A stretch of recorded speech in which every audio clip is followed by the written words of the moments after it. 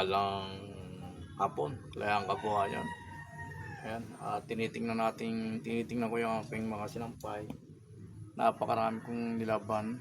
Ayan, ang ating mga sinampay, kumot, mga damit namin dahil natambakan po kami ng aming palabahan.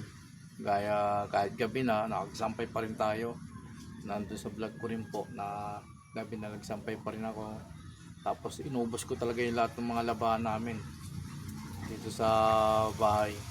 Ayun, sa wakas naman natapos ko naman at lahat nakasampay na ngayon. Yun ay tutupiin na lang naman. Tutupiin ko na naman para may lagay sa bawat damitan namin. Gaya ng damitan ni Mrs., damitan ko, damitan ni Ayen. Kaya dito mabilis naman matuyo dahil yung araw niya may kasamang may kasamang hangin. Ayan. Makikita niyo naman po yung mga dahon. Ayan. Kaya nung sampay ko, ayun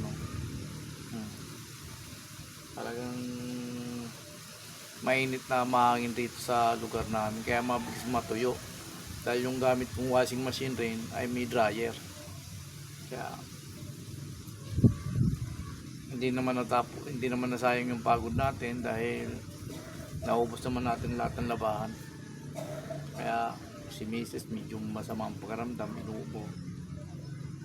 Kaya pag natuyo to, kukunin natin mga damit, mga sinampay, at ipapasok natin sa loob ng bahay at tutupin natin.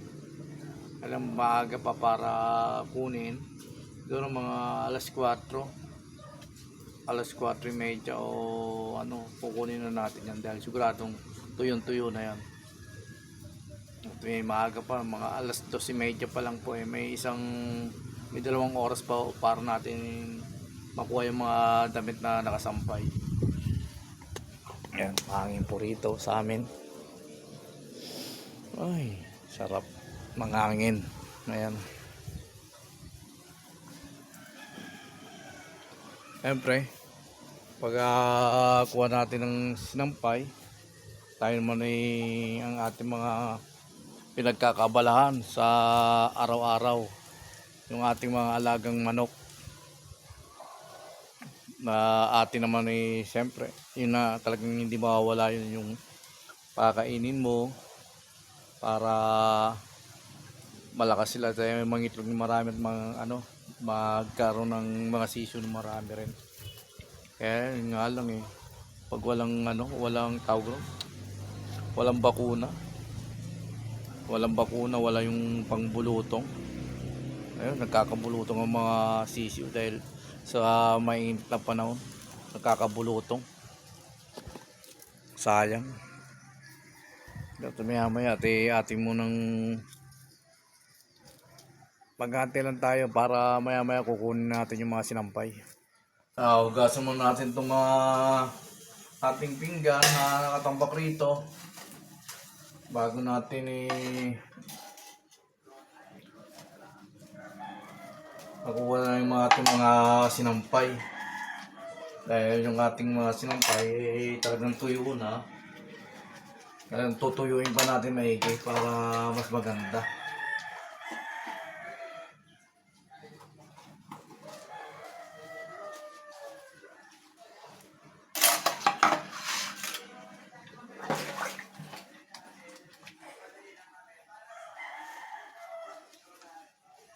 Kami kumain na. Kanina kasi kumain kami mga alauna-30 na dahil umalis kami kanina, may pinuntahan kami ni Mrs. Nagpa-check up dahil inuubo.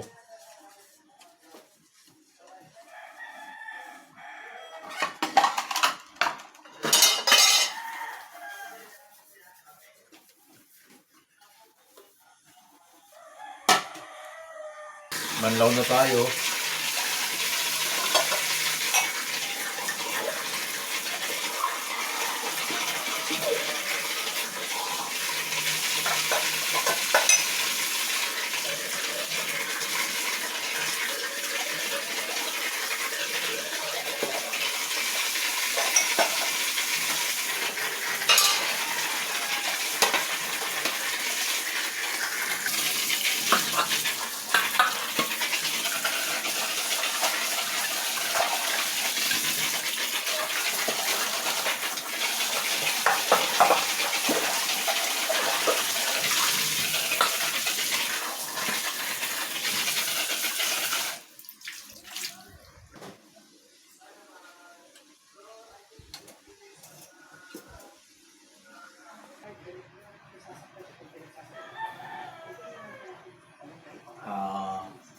4:20 na ang oras.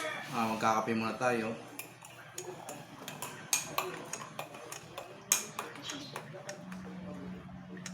At maya-maya po kukunin na natin yung ating mga sinampay.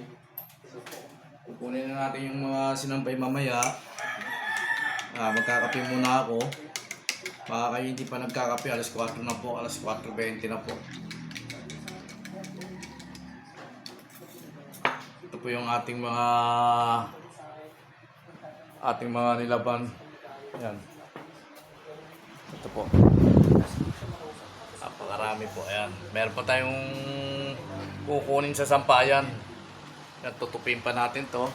Siyempre magkakape muna tayo. Pakakape natin. Kukunin natin yung mga damit sa sampayan. Ayun po, mga damit natin sa sampayan. Yun. Okay. Pakakuha natin yung mga damit sa sampayan. Tayo naman papakain na ng ating mga alagang manok. Alagang manok natin. Yun na rin ang ating naging bisyo. Pasyon natin yan. Dahil nakakatulong rin sa lakas ng katawan natin yung mga pag-aalaga ng manok. Dahil kung wala kang manok, wala, andyan ka lang sa loob ng bahay. Kung hindi, andyan ka lang. Kaya ako mahilig sa manok. Kaya nakakatulong sa akin yan. Pampalakas ng katawan ko yan. Magkape muna tayo sa bahay. Baka hindi pa kayo nagkakape, magkape muna tayo. Ayan, biscuit pa. Meron pa tayong biscuit na natin. Pa tayong dalawa. Ayan. Para sa kape natin.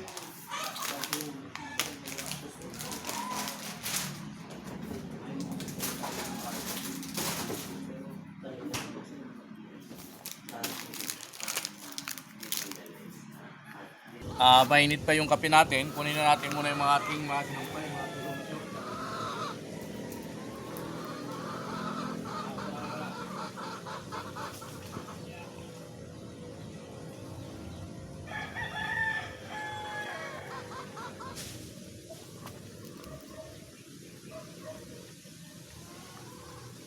Para tuloy-tuloy ng trabaho natin. Habang nagpapalamig tayo ng kape, kunin natin itong mga damit. Para sure na po na ano na po, matupi na to.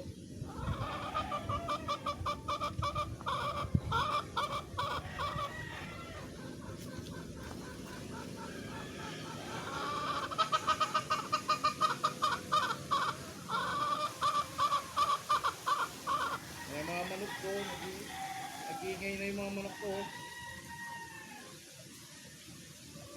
Tuyong-tuyo na.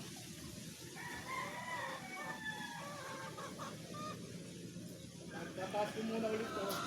Baka kasi may dumaan. Tinaas ko muna yung aking sampayan. Baka kasi may dumaan. Sumabit.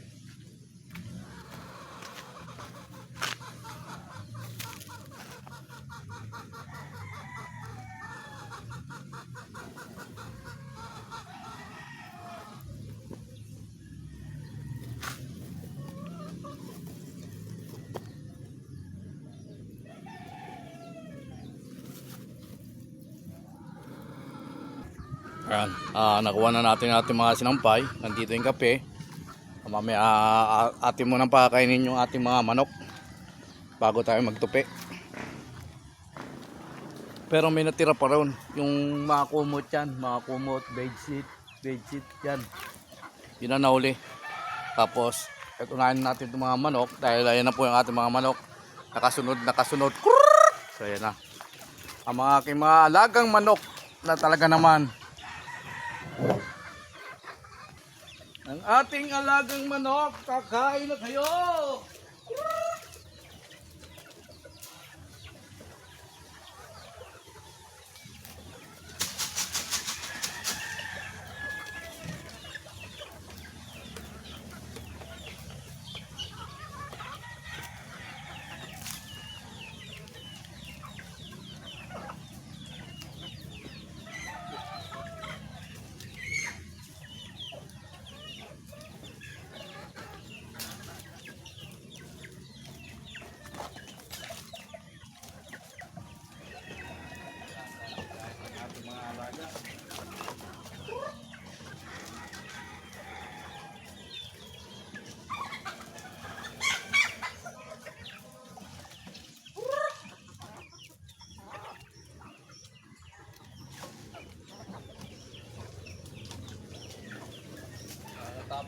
isang araw natin sa ating gawain.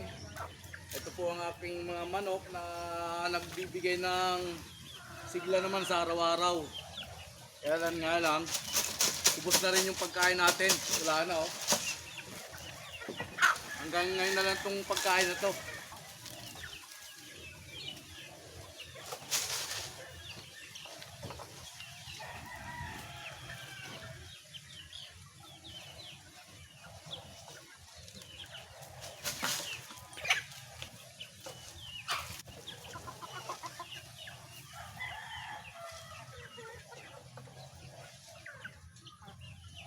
Gusto ang pagkain ng manok natin, wala na.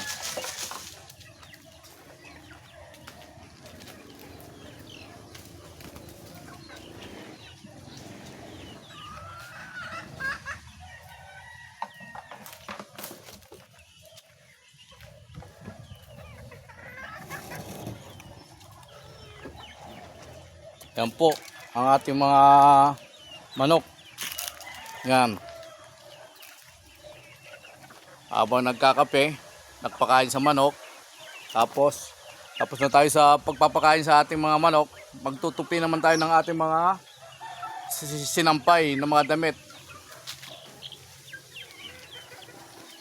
Ayan.